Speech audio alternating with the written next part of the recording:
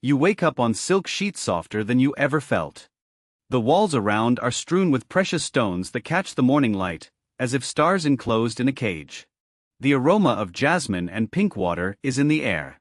Servants in gold robes are waiting for every word of your word. It seems that here it is, paradise. You are chosen. It is selected from thousands to enter the Imperial Harem, the most luxurious and closed institution throughout the empire. You have to live like a goddess, surrounded by attention and the care of the most powerful person on earth. But already at the first steps in this gilded world, something seems wrong. Beautiful women around move with anxious haste, their eyes glide in the direction of shadows all the time. The servants whisper furtively, and in some older concubines you notice strange scars in their hands. The sweet aroma of air carries a strange shade. Something that your stomach is squeezed from.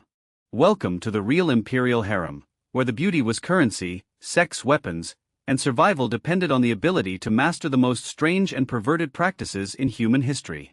You will soon understand. Behind these precious walls and silk curtains hides the world so broken, psychologically destructive and crazy that modern dates will seem children's game. There were emperors who allowed the goats to choose their mistresses, and the concubines who traded their time in bed as exchange actions. You will learn about the rituals of selection that turned women into cattle, about the system of accounting, where every minute of imperial proximity was recorded in the documents, and about rivalry so cruel that women killed each other for the sake of one night with the ruler. But before we plunge into these forgotten horrors of absolute power, if you are captured by the secret sides of history, press like and sign up to find out what actually happened behind the palace walls. And do not forget to leave a comment, write from which country you are watching this video. It is amazing to realize that together we study these ancient secrets, being in different corners of the planet, united by a common interest in the gloomy side of human nature. Now let's start with the most humiliating selection procedure in the history of empires. Imagine this nightmare. You are a young girl in ancient China, you live calmly with your family. And suddenly imperial guards appear at your doors. No, they did not come for taxes and not with a message. Their goal is to examine you like a cattle in the market, and decide whether you are beautiful enough to become the property of the emperor. The selection of Shinya, which literally translates as beautiful girls, was a cruel and cold process that equates people to tribal animals. Young unmarried women were evaluated according to unattainable standards, forcing to go through a series of physical inspections, from which a modern physical examination would seem like a slight massage. Imagine, you are stripped naked before the eyes of others. Your body is measured inch for an inch. They inspect your teeth, like you are a horse. Check the flexibility of the joints, as if you are not a person, but a piece of furniture put up for sale. But physical humiliation was only the first circle of hell. Those who withstand it fell the following: psychological and behavioral trials. It was necessary to demonstrate the perfect posture and motion, impeccable manners at the table, and remain silent for hours, while the commission of the judges who made notes watched every gesture. This torture was thought out to the smallest detail. The empire was looking not only for beautiful in body, it sought to break women from the inside. Make them humble, psychologically prepared for complete loss of will. Any girl who showed at least a spark of independence, creativity, or ambition flew out instantly. The emperor did not need partners. He needed beautiful, wordless objects, living jewelry that performed their functions without question and resistance. Women who managed to go through this severe selection and show outstanding qualities received what the system called a chance once in a life, to serve the emperor as concubines. But in reality, this chance was a death sentence for their personality. The beginning of life, in which their value was measured exclusively by the ability to please one person who saw interchangeable objects in them. Once in a harem, these women found themselves in a world where their sexuality became the property of the state. The Chinese believed that the organization of the emperor's sexual life is extremely important for the well-being of the whole empire. Think about this. The pleasure of one person was considered so significant that it required a huge bureaucratic apparatus, complex schedules, and complete subordination of thousands of women. The rotation of the concubines sleeping with the emperor was strictly regulated, and in comparison with this, military logistics would look chaotic. The secretaries recorded every intimate meeting with brushes moistened in imperial canary, creating official documents, where the emperor's personal life became statistics, and not with love letters or poems. The X-century calendar was used not for holidays or agricultural cycles, but to control the emperor's sexual schedule, guaranteeing that no woman would receive more attention than the protocol prescribed, and that the ruler's desires will be satisfied strictly according to the law. Imagine a world where your most intimate moments are defined in advance by officials, and sexual meetings are planned as business meetings. But even this frightening Chinese order turns pale compared to the approach of the Ottoman Empire to the imperial sexuality. In the Ottoman harem, there was a hierarchy, completely based on sexual access. The living conditions of a woman, her personal wealth and political influence depended on how she coped in bed. As soon as the slave had an intimate connection with the sultan, she received her own room, servant, kitchen assistants, and regular salary. Its standard of living literally depended on sexual utility. It was not only about physical pleasure. It was a system where proximity became a currency that could be exchanged, kidnapped, or used for political benefits. Hasdar, the main treasurer, wrote down each visit to a special diary in order to record the birth and legality of children. Even pregnancy was documented as a business transaction with accurate information about the date of conception, sexual activity, and reproductive results. The architecture of the harem reflected these perverted priorities.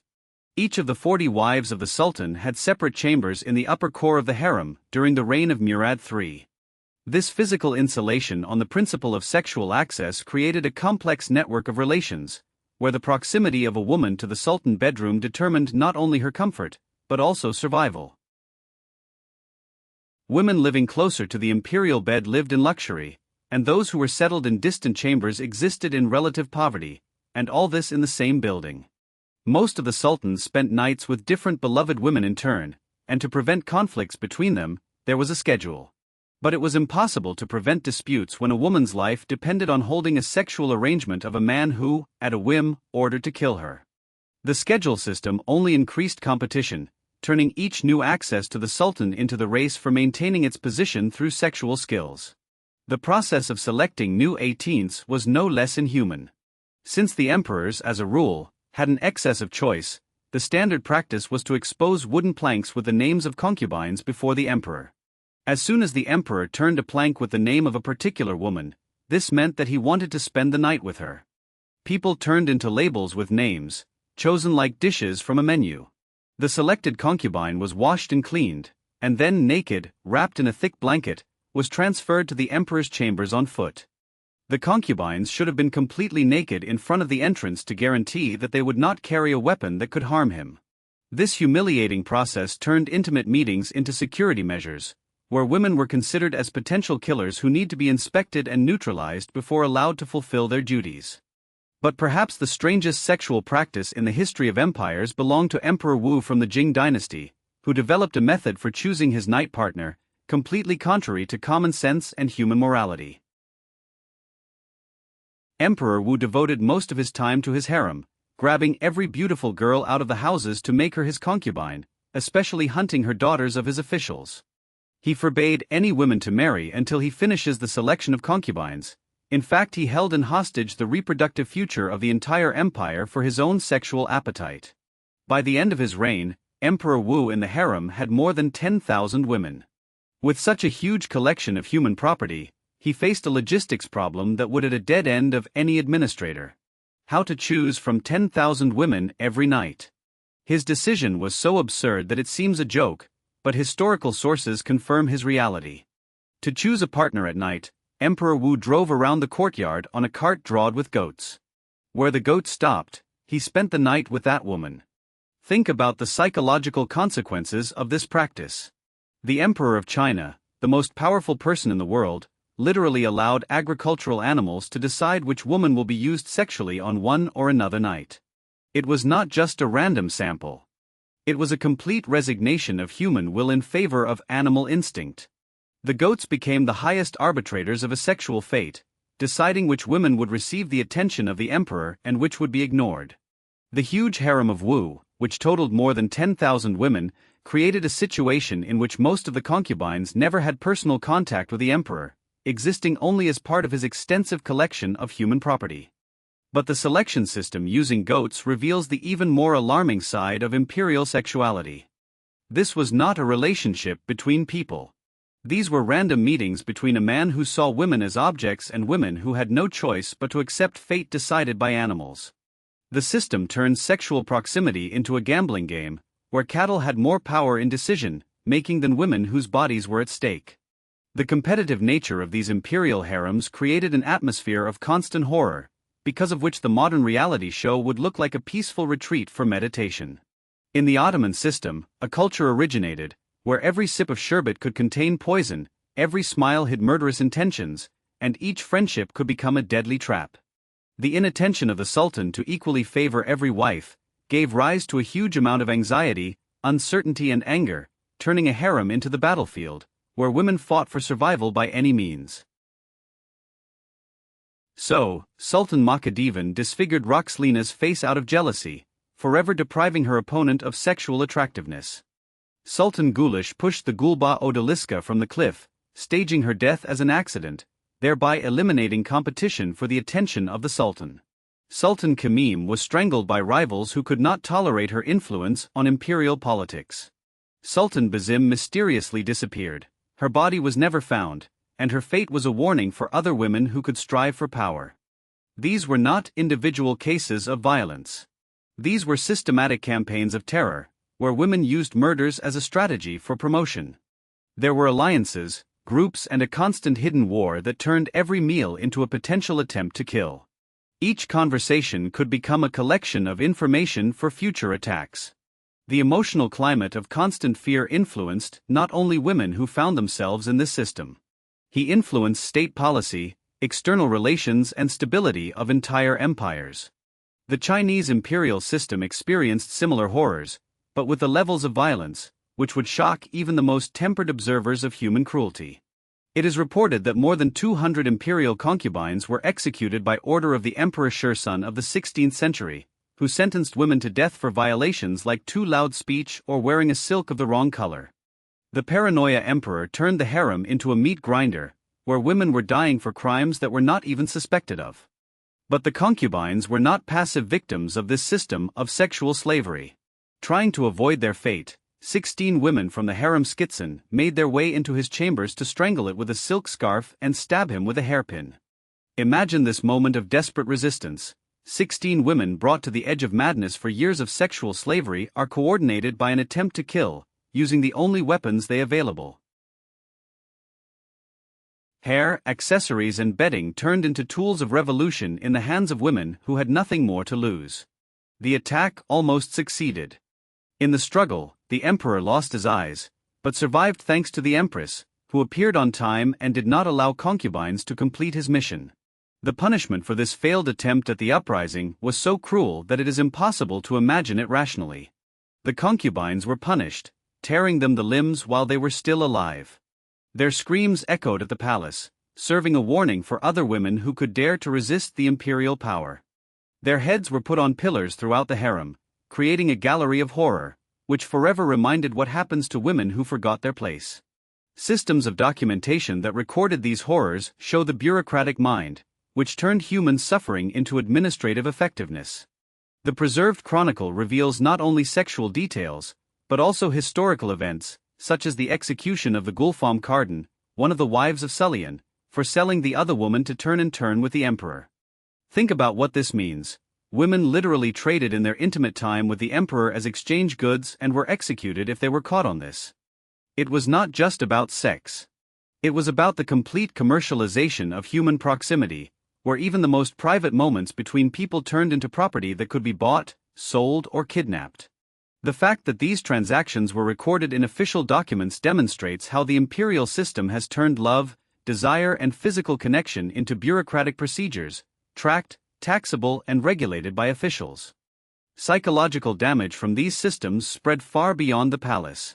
Normalization of sexual slavery at the highest levels of power created societies where violence against women was perceived as natural and inevitable. When the emperors could own thousands of women and handle them as consumables, this sent a signal to each man in the empire: women are property that can be used and thrown away at their discretion. The religious and cultural excuses of these practices show how entire civilizations convinced themselves that sexual slavery is not only acceptable, but also necessary to maintain public order. The Ottoman Empire claimed that the harem system prevented adultery and retained moral purity, holding all sexual activity under imperial control. China stated that the organization of the emperor's sexual activity supports the space balance and ensures the prosperity of the whole nation. These excuses were carefully thought out, a lie designed to hide the fundamental truth. These systems existed exclusively to satisfy sexual appetites of powerful men who convinced themselves that their pleasure cost more than the life and dignity of thousands of women. The beauty of palaces, the luxury of silk and jewelry, exquisite ceremonies and protocols, all this was created to disguise reality. We had highly organized systems of sexual exploitation working at the highest levels of power. The imperial harem is one of the longest and most complex experiments of mankind in the systematic destruction of human dignity. Over the centuries, the most powerful Earth empires directed huge resources to create institutions, the purpose of which was exclusively to turn women into sexual objects, while convincing all participants that it was not just normal but noble. Women who survived these systems wore invisible scars, which formed their understanding of love, trust, and human relations for the rest of their lives. They learned to exist in a world where proximity was a war, beauty weapons, and survival meant a rejection of all hope of genuine human communication. The happy went through death. The unfortunate people lived long enough to see how young women again fell into the same circle of violence, knowing that nothing could save them from a similar fate. Putting away from this trip to the most dark corners of imperial sexuality, remember, these are not myths and not exaggerated stories. These were real institutions that formed the lives of millions of women for centuries. Palaces could collapse, empires could fall, but psychological templates that created these systems of sexual slavery continue to influence how power, sexuality, and gender intersect in the modern world. The strangest sexual practices of the imperial harem are not just historical couriers. This is a logical consequence of systems that put male power above human dignity, political control above personal autonomy, and convinced entire civilizations that the sexual enslavement of women is not only permissible, but also necessary to maintain public order. Precious walls and silk curtains could never hide the fundamental truth. These were prisons where beauty became a curse, and sexuality turned into a weapon in wars, in which no one could win.